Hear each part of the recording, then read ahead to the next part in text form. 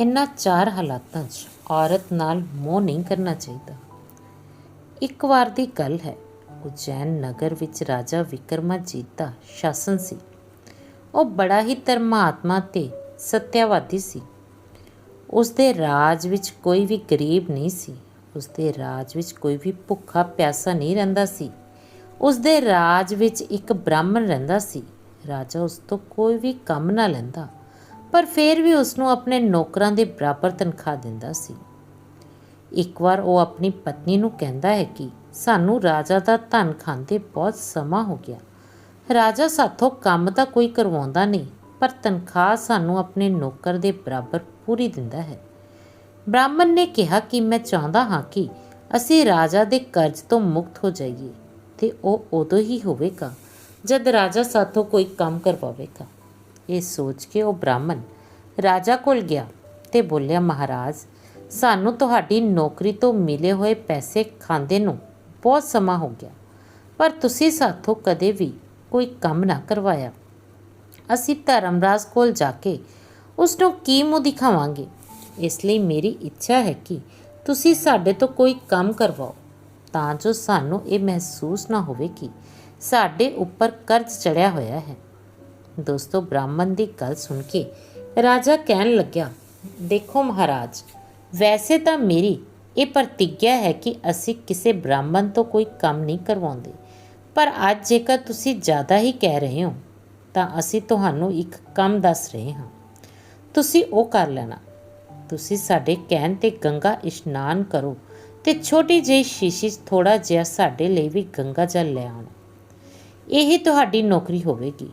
ਦੋਸਤੋ, ਰਾਜਾ ਦੀ ਗੱਲ ਸੁਣ ਕੇ ਬ੍ਰਾਹਮਣ ਬੜਾ ਖੁਸ਼ ਹੋਇਆ। ਉਸੇ ਵੇਲੇ ਆਪਣੇ ਘਰ ਗਿਆ ਤੇ ਆਪਣੀ ਪਤਨੀ ਨੂੰ ਬੋਲਿਆ, ਭਾਗਵਾਨ, ਅੱਜ ਮੈਂ ਰਾਜਾ ਦੇ ਕਹਿਣ 'ਤੇ ਗੰਗਾ ਇਸ਼ਨਾਨ ਕਰਨ ਜਾ ਰਿਹਾ ਹਾਂ। ਇਹ ਸੁਣ ਬ੍ਰਾਹਮਣ ਦੀ ਪਤਨੀ ਬੋਲੀ, ਜੇਕਰ ਤੁਸੀਂ ਗੰਗਾ ਇਸ਼ਨਾਨ ਨੂੰ ਜਾਓਗੇ ਤਾਂ ਮੈਂ ਤੁਹਾਡੇ ਤੋਂ ਬਾਅਦ ਅੰਨ ਜਲ ਕਿਵੇਂ ਗ੍ਰਹਿਣ ਕਰਾਂਗੀ। ਤੁਸੀਂ ਤਾਂ ਜਾਣਦੇ ਹੋ ਕਿ ਮੈਂ ਤੁਹਾਡੇ ਦਰਸ਼ਨ ਕੀਤੇ ਬਿਨਾਂ ਅੰਨ ਜਲ ਗ੍ਰਹਿਣ ਨਹੀਂ ਕਰਦੀ। ਤਾਂ ਬ੍ਰਾਹਮਣ ਕਹਿੰਦਾ ਹੈ, ਦੇਖੋ, ਮੈਂ ਆਪਣੀ ਇੱਕ ਤਸਵੀਰ ਦੀਵਾਰ 'ਤੇ ਬਣਾ ਦਿੰਦਾ ਹਾਂ। ਤੂੰ ਇਸ ਤਸਵੀਰ ਦੇ ਦਰਸ਼ਨ ਕਰਕੇ ਭੋਜਨ ਕਰ ਲਿਆ ਕਰੀ। 2-4 ਦਿਨ ਦੀ ਤਾਂ ਗੱਲ ਹੈ, ਫਿਰ ਤੋਂ ਮੈਂ ਇੱਥੇ ਆ ਜਾਵਾਂਗਾ। ਇੰਨਾ ਕਹਿ ਕੇ ਉਹ ਬ੍ਰਾਹਮਣ ਗੰਗਾ ਇਸ਼ਨਾਨ ਲਈ ਚੱਲ ਪਿਆ। ਜਾਂਦੇ ਜਾਂਦੇ ਉਹ ਰਾਜਾ ਨੂੰ ਕਹਿ ਗਿਆ ਕਿ ਮੇਰੀ ਪਤਨੀ ਘਰ ਵਿੱਚ ਇਕੱਲੀ ਹੈ, ਤੁਸੀਂ ਉਸ ਦੀ ਖਬਰ ਲੈਂਦੇ ਰਹਿਣਾ।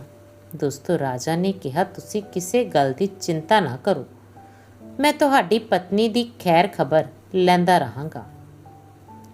ਦੋਸਤੋ, ਇੰਨਾ ਕਹਿ ਕੇ ਬ੍ਰਾਹਮਣ ਤਾਂ ਗੰਗਾ ਇਸ਼ਨਾਨ ਕਰਨ ਲਈ ਚਲਾ ਗਿਆ। ਇਸ ਦੌਰਾਨ ਰਾਜਾ ਬ੍ਰਾਹਮਣ ਦੇ ਘਰ ਦੀ ਨਿਗਰਾਨੀ ਕਰਨ ਲਈ ਇੱਕ ਚੱਕਰ ਰੋਜ਼ ਉਸਦੇ ਘਰ ਲਗਾਉਂਦਾ ਸੀ। ਹੌਲੀ ਹੌਲੀ ਕਈ ਦਿਨ ਬੀਤ ਗਏ, ਪਰ ਉਹ ਬ੍ਰਾਹਮਣ ਵਾਪਸ ਨਾ ਆਇਆ। ਇੱਕ ਦਿਨ ਬ੍ਰਾਹਮਣ ਦੇ ਗੁਆਂਢ ਵਿੱਚ ਅੱਗ ਲੱਗ ਗਈ।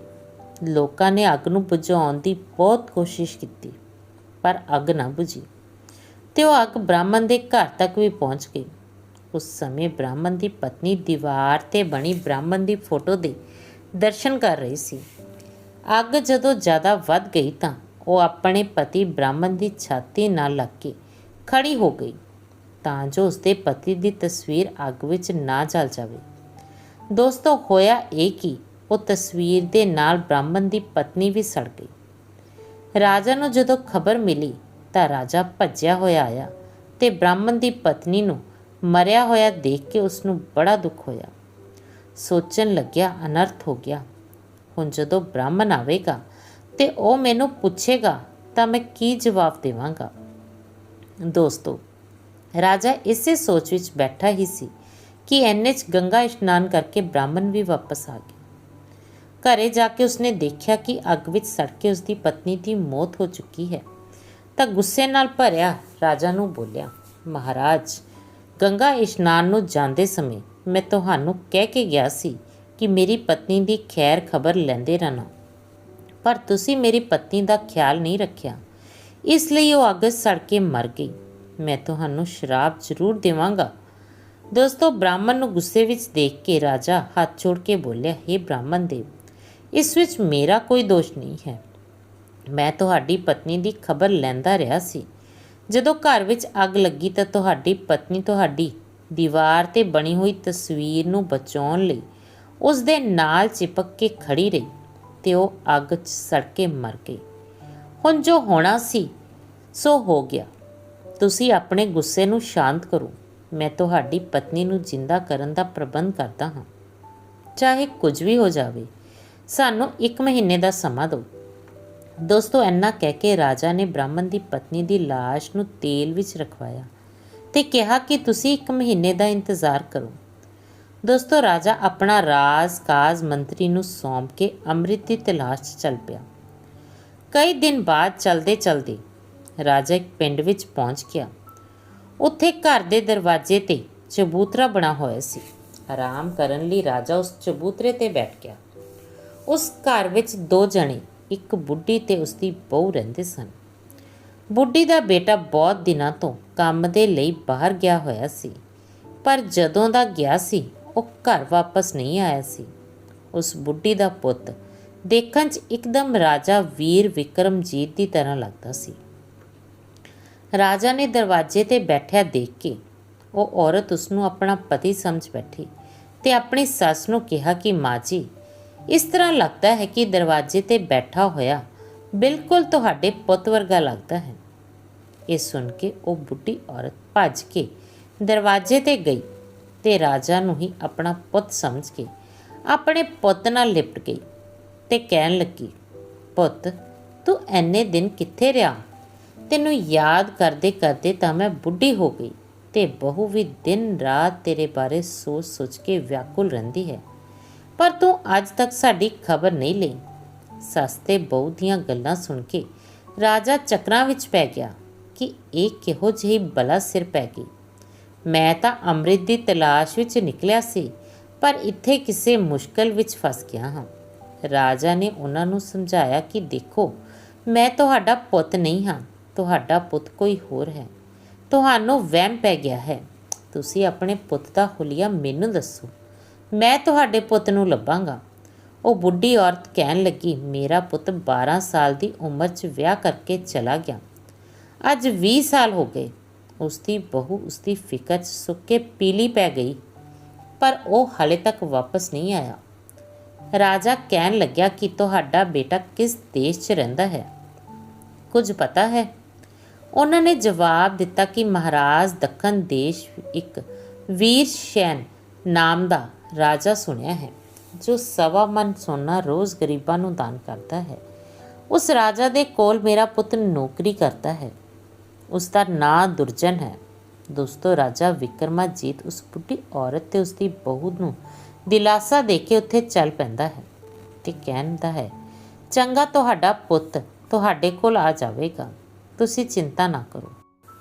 ਥੋੜ੍ਹਾ ਅੱਗੇ ਜਾ ਕੇ ਰਾਜਾ ਵੀਰ ਵਿਕਰਮਜੀਤ ਨੇ ਆਪਣੇ ਗੁਪਤਚਰਾਂ ਨੂੰ ਯਾਦ ਕੀਤਾ ਤੇ ਉਹਨਾਂ ਦੀ ਮਦਦ ਨਾਲ ਉਹ ਰਾਜਾ ਵੀਰ ਸੈਨ ਦੇ ਰਾਜ ਵਿੱਚ ਪਹੁੰਚ ਗਿਆ। ਰਾਜਾ ਦੇ ਦੁਆਰਪਾਲਾਂ ਨੂੰ ਕਿਹਾ ਕਿ ਉਹ ਦੁਰਜਨ ਨਾਮ ਦੇ ਵਿਅਕਤੀ ਨੂੰ ਬੁਲਾ ਦੇਣ, ਜੋ ਰਾਜਾ ਦਾ ਸੇਵਕ ਹੈ।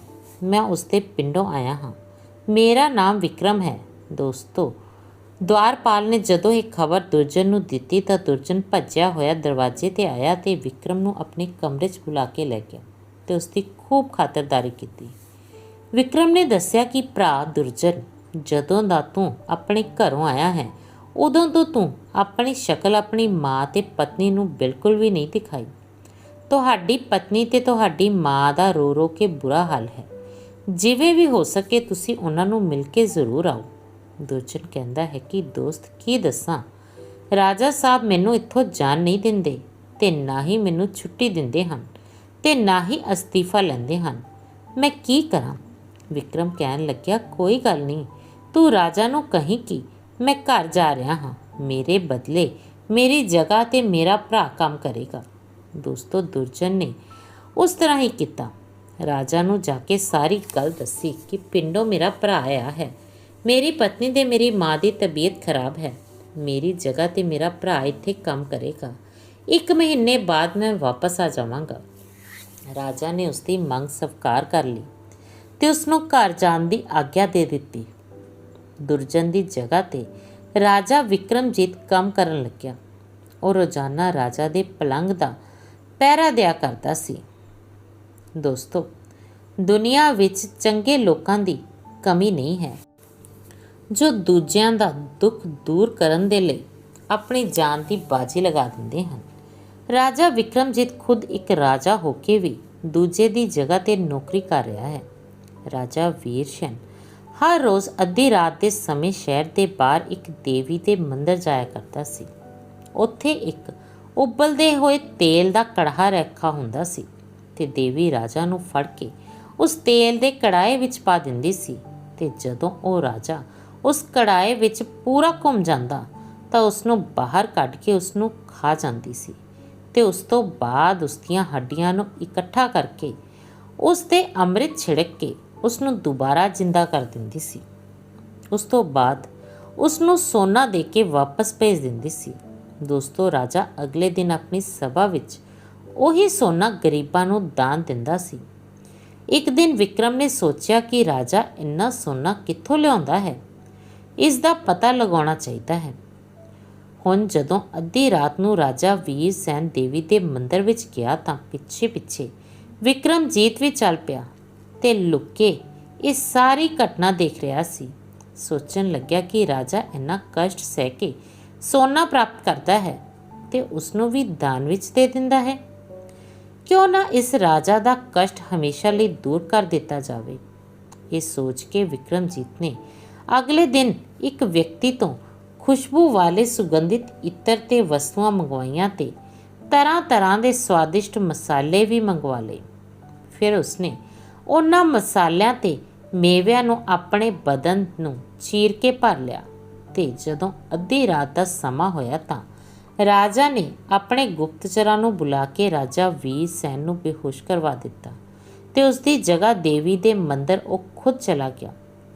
ਰੋਜ਼ ਦੀ ਤਰ੍ਹਾਂ ਦੇਵੀ ਨੇ ਉਸ ਨੂੰ ਫੜ ਕੇ ਉਸੇ ਤਰ੍ਹਾਂ ਤੇਲ ਦੇ ਕੜਾਹੇ ਵਿੱਚ ਸੁੱਟ ਦਿੱਤਾ। ਜਦੋਂ ਰਾਜਾ ਚੰਗੀ ਤਰ੍ਹਾਂ ਭੁੰਨਿਆ ਗਿਆ ਤਾਂ ਦੇਵੀ ਨੇ ਉਸ ਨੂੰ ਕੱਟ ਕੇ ਉਸ ਨੂੰ ਖਾਣਾ ਸ਼ੁਰੂ ਕੀਤਾ।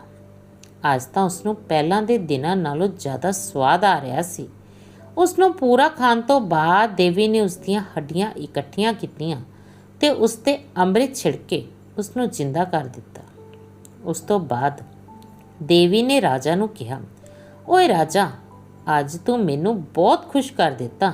ਤੂੰ ਮੈਥੋਂ ਜੋ ਚਾਹੇ ਮੰਗ ਲੈ।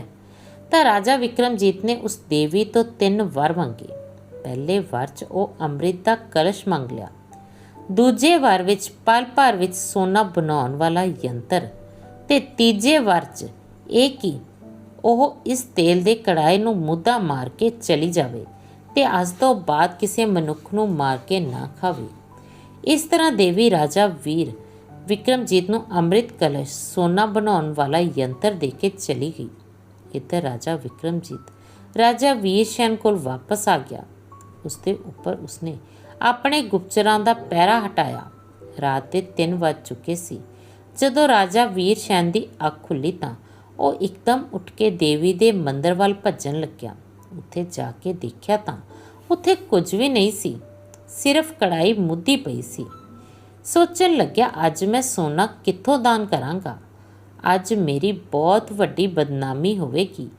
ਲੋਕ ਕਹਿਣਗੇ ਕਿ ਰਾਜਾ ਦੇ ਕੋਲ ਧਨ ਨਹੀਂ ਰਿਹਾ। ਇਸੇ ਚਿੰਤਾ 'ਚ ਰਾਜਾ ਵੀਰ ਸੈਨ ਵਾਪਸ ਆ ਕੇ ਆਪਣੇ ਪਲੰਗ 'ਤੇ ਆ ਕੇ ਪੈ ਗਿਆ। ਜਦੋਂ ਸਵੇਰ ਹੋਈ ਤਾਂ ਰਾਜਾ ਦੇ ਦਰਵਾਜ਼ੇ 'ਤੇ ਭੀੜ ਜਮ੍ਹਾਂ ਹੋ ਗਈ। ਹੁਣ ਤਾਂ ਰਾਜਾ ਬੜੀਆਂ ਸੋਚਾਂ ਵਿੱਚ ਸੀ ਕਿ ਕਿੱਥੋਂ ਇੰਨਾ ਸੋਨਾ ਲੈ ਕੇ ਆਵਾਂ, ਜਦਕਿ ਸੋਨਾ ਤਾਂ ਮਿਲਿਆ ਹੀ ਨਹੀਂ। ਰਾਜਾ ਵੀਰ ਵਿਕਰਮਜੀਤ ਰਾਜੇ ਦੀ ਚਿੰਤਾ ਨੂੰ ਸਮਝ ਗਿਆ ਸੀ। ਉਸਨੇ ਰਾਜਾ ਵੀਰ ਸੈਨ ਨੂੰ ਪੁੱਛਿਆ ਕਿ ਅੱਜ ਤੁਸੀਂ ਇੰਨੇ ਉਦਾਸ ਕਿਉਂ ਹੋ। ਤਾਂ ਰਾਜਾ ਵੀਰ ਸੈਨ ਨੇ ਵਿਕਰਮ ਨੂੰ ਪੂਰੀ ਗੱਲ ਦੱਸੀ ਕਿ ਮੇਰੇ ਕੋਲ ਸੋਨਾ ਹੀ ਨਹੀਂ ਹੈ ਤਾਂ ਦਾਨ ਕਿਸ ਦਾ ਕਰਾਂ। ਅੱਜ ਤੱਕ ਮੇਰੇ ਦਰਵਾਜ਼ੇ ਤੋਂ ਕੋਈ ਵੀ ਨਿਰਾਸ਼ ਨਹੀਂ ਗਿਆ ਹੈ। ਤਾਂ ਵਿਕਰਮ ਨੇ ਕਿਹਾ, ਤੁਸੀਂ ਚਿੰਤਾ ਨਾ ਕਰੋ, ਇਹ ਸੋਨਾ ਬਣਾਉਣ ਵਾਲਾ ਯੰਤਰ ਹੈ। ਇਸ ਨਾਲ 1.25 ਮਣ ਸੋਨਾ ਕੱਢ ਕੇ ਤੁਸੀਂ ਦਾਨ ਕਰ ਦਿਓ। ਇਹ ਉਹੀ ਯੰਤਰ ਹੈ ਜਿਸ ਨਾਲ ਦੇਵੀ ਰੋਜ਼ ਤੁਹਾਨੂੰ ਸੋਨਾ ਬਣਾ ਕੇ ਦਿਆ ਕਰਦੀ ਸੀ। ਦੋਸਤੋ, ਯੰਤਰ ਵਿਕਰਮ ਦੇ ਹੱਥ ਦੇਖ ਕੇ ਰਾਜਾ ਵੀਰ ਸੈਨ ਹੈਰਾਨ ਰਹਿ ਗਿਆ ਕਿ ਇਹ ਦੇਵੀ ਦਾ ਯੰਤਰ ਤੇਰੇ ਹੱਥ ਕਿਵੇਂ ਆਇਆ। ਤਾਂ ਵਿਕਰਮ ਨੇ ਪੂਰੀ ਕਹਾਣੀ ਸੁਣਾਈ ਕਿ ਮੈਂ ਕਿਸ ਤਰ੍ਹਾਂ ਦੇਵੀ ਤੋਂ ਇਹ ਯੰਤਰ ਮੰਗ ਲਿਆ ਤੇ ਨਾਲ ਹੀ ਅੰਮ੍ਰਿਤ ਦਾ ਕਲਸ਼ ਵੀ ਲੈ ਲਿਆ। ਰਾਜਾ ਵੀ ਸੈਨ ਬੜਾ ਹੈਰਾਨ ਸੀ कि जो काम अज तक मैं ना कर सकिया वो साडे एक नौकर ने कर दिता। राजा वीर सैन नूं शक होया कि यह काम कोई सधारण मनुख नहीं कर सकता। कहन लग्या, सच सच दस तू कौन है? तां राजा विक्रमजीत ने अपने बारे सारा कुछ दस दिता ते कहा कि मैं एक ब्राह्मण की पत्नी नूं जिउंदा करन लई ਅੰਮ੍ਰਿਤ ਲੈਣ ਆਇਆ ਹਾਂ। ਤੁਹਾਡਾ ਨੌਕਰ ਬਣ ਕੇ ਦੋਵੇਂ ਕੰਮ ਹੋ ਗਏ। ਤੁਹਾਨੂੰ ਤੁਹਾਡਾ ਸੋਨਾ ਮਿਲ ਗਿਆ ਤੇ ਮੈਨੂੰ ਇਹ ਅੰਮ੍ਰਿਤ ਦਾ ਕਲਸ਼। ਰਾਜਾ ਵੀਰ ਸੈਨ ਰਾਜਾ ਵਿਕਰਮਜੀਤ ਦਾ ਨਾਮ ਸੁਣ ਕੇ ਉਸਦੇ ਪੈਰਾਂ ਵਿੱਚ ਡਿੱਗਿਆ ਤੇ ਉਸ ਤੋਂ ਮਾਫੀ ਮੰਗਣ ਲੱਗਿਆ ਤੇ ਕਹਿਣ ਲੱਗਿਆ ਕਿ ਤੁਸੀਂ ਤਾਂ ਮੇਰਾ ਸਾਰੀ ਉਮਰ ਦਾ ਕਸ਼ਟ ਹੀ ਦੂਰ ਕਰ ਦਿੱਤਾ। ਤੇ ਕਹਿਣ ਲੱਗਿਆ ਕਿ ਤੁਸੀਂ ਤਾਂ ਬਿਲਕੁਲ ਉਸੇ ਤਰ੍ਹਾਂ ਹੋ जिस तरह ਤੁਹਾਡੇ ਬਾਰੇ ਸੁਣਿਆ ਹੈ। ਇਸ ਤਰ੍ਹਾਂ ਰਾਜਾ ਵਿਕਰਮਜੀਤ ਉੱਥੋਂ ਵਿਦਾ ਲੈ ਕੇ ਆਪਣੇ ਘਰ ਵਾਪਸ ਆ ਗਿਆ ਤੇ ਉਸ ਬ੍ਰਾਹਮਣ ਦੀ ਪਤਨੀ ਦੇ ਉੱਪਰ ਅੰਮ੍ਰਿਤ ਛਿੜਕ ਕੇ ਉਸ ਨੂੰ ਜਿੰਦਾ ਕਰ ਦਿੱਤਾ। ਹੁਣ ਤਾਂ ਉਹ ਪਹਿਲਾਂ ਤੋਂ ਵੀ ਜ਼ਿਆਦਾ ਸੋਹਣੀ ਤੇ ਜਵਾਨ ਹੋ ਗਈ ਸੀ। ਸੋਹਣੀ ਤੇ ਜਵਾਨ ਔਰਤ ਨੂੰ ਪਾ ਕੇ ਬ੍ਰਾਹਮਣ ਦੇਵ ਬੜਾ ਖੁਸ਼ ਹੋਇਆ। ਕੁਝ ਦਿਨਾਂ ਤੱਕ ਤਾਂ ਉਹ ਦੋਵੇਂ ਬੜੇ ਖੁਸ਼ ਰਹੇ, ਪਰ ਹੌਲੀ ਹੌਲੀ ਬ੍ਰਾਹਮਣ ਦੀ ਪਤਨੀ ਨੂੰ ਉਸ ਬੁੱਢੇ ਬ੍ਰਾਹਮਣ ਨਾਲ ਨਫ਼ਰਤ ਹੋਣ ਲੱਗੀ। ਹੁਣ ਉਹ ਪਰ ਪੁਰਸ਼ ਦੀ ਕਾਮਨਾ ਕਰਨ ਲੱਗੀ। ਦੋਸਤੋ, ਇੱਕ ਗੱਲ ਦੱਸਦੇ ਹਾਂ, ਪਤੀ ਨੂੰ ਪਿਆਰ ਕਰਨ ਵਾਲੀ ਪਤੀਵਰਤਾ ਔਰਤ ਉਹ ਪਹਿਲਾਂ ਵਾਲੀ ਔਰਤ ਸੀ ਜੋ ਅੱਗ ਵਿੱਚ ਸੜ ਕੇ ਮਰ ਗਈ ਸੀ। ਜਿਉਂਦੀ ਹੋਣ ਤੋਂ ਬਾਅਦ ਉਸਦੇ ਵਿਚਾਰ ਭਾਵ ਪਤੀਵਰਤਾ ਵਾਲੇ ਨਹੀਂ ਰਹੇ, ਪਰ ਬ੍ਰਾਹਮਣ ਦੇਵ ਨੂੰ ਤਾਂ ਇਹੀ ਲੱਗਦਾ ਸੀ ਕਿ ਉਸਦੀ ਪਹਿਲਾਂ ਵਾਲੀ ਔਰਤ ਹੈ। ਇਹ ਉਹਨਾਂ ਦੀ ਭੁੱਲ ਸੀ। ਬ੍ਰਾਹਮਣ ਦੀ ਪਤਨੀ ਆਪਣੇ ਗੁਆਂਢ 'ਚ ਰਹਿਣ ਵਾਲੇ ਇੱਕ ਜਵਾਨ ਮੁੰਡੇ ਨੂੰ ਪਿਆਰ ਕਰਨ ਲੱਗੀ। ਇੱਕ ਦਿਨ ਉਹ ਔਰਤ ਆਪਣੇ ਪ੍ਰੇਮੀ ਦੇ ਨਾਲ ਘਰ ਵਿੱਚ ਹੀ ਸੀ ਕਿ ਇਸੇ ਸਮੇਂ ਬ੍ਰਾਹਮਣ ਦੇਵ ਘਰ ਪਹੁੰਚ ਗਿਆ। ਆਪਣੀ ਪਤਨੀ ਨੂੰ ਦੂਜੇ ਮਰਦ ਨਾਲ ਦੇਖ ਕੇ ਬ੍ਰਾਹਮਣ ਨੇ ਉਸ ਨੂੰ ਬਹੁਤ ਕੁੱਟਿਆ, ਪਰ ਉਸਦੇ ਸੁਭਾਅ ਵਿੱਚ ਬਦਲਾਵ ਨਾ ਆਇਆ। ਤੇ ਬਦਲਾਵ ਆਉਂਦਾ ਵੀ ਕਿਵੇਂ? ਬ੍ਰਾਹਮਣ ਤਾਂ ਬੁੱਢਾ ਹੋ ਚੁੱਕਾ ਸੀ, ਪਰ ਉਸਦੀ ਔਰਤ ਜਵਾਨ ਸੀ। ਇੱਕ ਦਿਨ ਉਹ ਔਰਤ ਆਪਣੇ ਪਤੀ ਨੂੰ ਭੋਜਨ ਵਿੱਚ ਜ਼ਹਿਰ ਦੇ ਕੇ ਆਪਣੇ ਪ੍ਰੇਮੀ ਦੇ ਨਾਲ ਦੂਜੇ ਸ਼ਹਿਰ ਚਲੀ ਗਈ। ਇੱਧਰ ਬ੍ਰਾਹਮਣ ਦੇਵ ਦੀ ਮੌਤ ਦੀ ਖਬਰ ਰਾਜਾ ਵਿਕਰਮਜੀਤ ਕੋਲ ਪਹੁੰਚੀ ਤਾਂ ਰਾਜਾ ਵਿਕਰਮਜੀਤ ਅੰਮ੍ਰਿਤ ਦਾ ਕਲਸ਼ ਲੈ ਕੇ ਆਏ ਤੇ ਉਸ ਬ੍ਰਾਹਮਣ ਨੂੰ ਜਿਉਂਦਾ ਕੀਤਾ ਤੇ ਸਮਝਾਇਆ ਕਿ ਹੇ ਬ੍ਰਾਹਮਣ ਦੇਵ, ਜੋ ਅਵਸਥਾ ਤੁਹਾਡੀ ਭਜਨ ਕਰਨ ਦੀ ਸੀ ਉਸ ਨੂੰ ਤੁਸੀਂ ਇਸਤਰੀ ਮੋਹ ਵਿੱਚ ਲਗਾ ਦਿੱਤਾ। ਹਰ ਕੰਮ ਦੀ ਇੱਕ ਨਿਸ਼ਚਿਤ ਸਮਾਂ ਸੀਮਾ ਹੁੰਦੀ ਹੈ। ਉਸ ਉਮਰ ਤੱਕ ਹੀ ਸਾਰੇ ਕੰਮ ਚੰਗੇ ਲੱਗਦੇ ਹਨ। ਜਵਾਨ ਔਰਤ ਨੂੰ ਪਾ ਕੇ ਤਾਂ ਤੁਹਾਨੂੰ ਬਹੁਤ ਖੁਸ਼ੀ ਹੋਈ ਹੋਵੇਗੀ, ਪਰ ਤੁਹਾਨੂੰ ਪਾ ਕੇ ਉਸ ਨੂੰ ਜ਼ਿਆਦਾ ਖੁਸ਼ੀ ਨਹੀਂ ਹੋਈ ਹੋਵੇਗੀ। ਵਿਆਹ, ਸੰਬੰਧ, ਦੋਸਤੀ ਇਹ ਹਮੇਸ਼ਾ ਬਰਾਬਰ ਵਾਲਿਆਂ 'ਚ ਹੀ ਚੰਗੇ ਲੱਗਦੇ ਹਨ। ਹੋ ਸਕਦਾ ਹੈ ਵਿਧਾਤਾ ਨੇ ਤੁਹਾਡੇ ਨਾਲ ਤੁਹਾਨੂੰ ਸਮਝਾਉਣ ਲਈ ਹੀ ਇਸ ਤਰ੍ਹਾਂ ਕੀਤਾ ਹੋਵੇ। ਸ਼ਾਇਦ ਭਗਵਾਨ ਨੇ ਤੁਹਾਨੂੰ ਭਗਤੀ ਨਾਲ ਜੋੜਨ ਲਈ ਹੀ ਇਸ ਤਰ੍ਹਾਂ ਕੀਤਾ ਹੋਵੇ। ਤੁਹਾਡੀ ਤਰ੍ਹਾਂ ਹੀ ਰਾਜਾ ਭਰਤਰੀ ਦੀ ਔਰਤ ਵੀ ਪਤੀਵਰਤਾ ਸੀ। ਜਦੋਂ ਮਰਨ ਤੋਂ ਬਾਅਦ ਗੁਰੂ ਗੋਰਖਨਾਥ ਨੇ ਉਸ ਨੂੰ ਜਿਉਂਦਾ ਕੀਤਾ ਸੀ ਤਾਂ ਉਹ ਵੀ ਬਚਲਨ ਹੋ ਗਈ ਸੀ। ਇਹ ਗੋਰਖਨਾਥ ਨੇ ਰਾਜਾ ਭਰਤਰੀ ਨੂੰ ਹੋਸ਼ ਵਿੱਚ ਲਿਆਉਣ ਲਈ ਹੀ ਕੀਤਾ ਸੀ। ਤੁਸੀਂ ਵੀ ਉਸੇ ਮਾਇਆ ਦੇ ਵਸ ਵਿੱਚ ਹੋ ਗਏ। ਭੋਗਾਂ ਤੋਂ ਕਦੇ ਵੀ ਕਿਸੇ ਦਾ ਮਨ ਨਹੀਂ ਭਰਿਆ। ਜਿੰਨਾ ਤੁਸੀਂ ਭੋਗਾਂ ਵਿੱਚ ਲਿਪਤ ਰਹੋਗੇ, ਭੋਗਾਂ ਦੀ ਅੱਗ ਓਨੀ ਹੀ ਵੱਧਦੀ ਜਾਂਦੀ ਹੈ ਤੇ ਇੱਕ ਦਿਨ ਇਹ ਭੋਗ ਤੁਹਾਨੂੰ ਹੀ ਖਤਮ ਕਰ ਦੇਣਗੇ। ਇਹਨਾਂ ਚਾਰ ਹਾਲਾਤਾਂ ਵਿੱਚ ਔਰਤ ਨਾਲ ਮਨ ਨਹੀਂ ਲਗਾਉਣਾ ਚਾਹੀਦਾ। ਪਹਿਲਾਂ ਜਦੋਂ ਔਰਤ ਬਚਲਨ ਹੋ ਜਾਵੇ ਤੇ ਉਹ ਤੁਹਾਡਾ ਅਪਮਾਨ ਕਰਨ ਲੱਗੇ। ਨੰਬਰ 2, ਜਦੋਂ ਤੁਹਾਡੇ ਤੇ ਬੁਢਾਪਾ ਆ ਜਾਵੇ ਉਸ ਸਮੇਂ ਔਰਤ ਵਿੱਚ ਮਨ ਨਹੀਂ ਲਗਾਉਣਾ ਚਾਹੀਦਾ। ਨੰਬਰ 3, ਜਦੋਂ ਔਰਤ ਮਰਿਆਦਾ ਨੂੰ ਲੰਘ ਕੇ ਧਰਮ ਦਾ ਉਲੰਘਣ ਕਰਨ ਲੱਗੇ ਤਾਂ ਇਸਤਰੀ ਨਾਲ ਮੋਹ ਨਹੀਂ ਕਰਨਾ ਚਾਹੀਦਾ। ਨੰਬਰ 4, ਜਦੋਂ ਇਸਤਰੀ ਬੇਮਿਲ ਹੋਵੇ, ਉਹ ਤੁਹਾਡੇ ਤੋਂ ਅਹੁਦੇ 'ਚ, ਕੁਲ 'ਚ, ਧਨ 'ਚ, ਉਮਰ 'ਚ ਜ਼ਿਆਦਾ ਹੋਵੇ, ਜਿਸ ਨੂੰ ਦੇਖ ਕੇ ਤੁਸੀਂ ਸਿਰਫ ਲਲਚਾ ਸਕਦੇ ਹੋ, ਉਹ ਤੁਹਾਨੂੰ ਪ੍ਰਾਪਤ ਨਹੀਂ ਹੋ ਸਕਦੀ। ਉਸ ਸਥਿਤੀ 'ਚ ਔਰਤ ਦਾ ਮੋਹ ਨਹੀਂ ਕਰਨਾ ਚਾਹੀਦਾ। ਇਸ ਤਰ੍ਹਾਂ ਰਾਜਾ ਵਿਕਰਮਜੀਤ ਦੀ ਗੱਲ ਮੰਨ ਕੇ ਬਾਕੀ ਦਾ ਜੀਵਨ ਭਜਨ ਬੰਦਗੀ 'ਚ ਲਾਉਣ ਲਈ ਬ੍ਰਾਹਮਣ ਦੇਵ ਜੰਗਲ ਵੱਲ ਚੱਲ ਗਏ।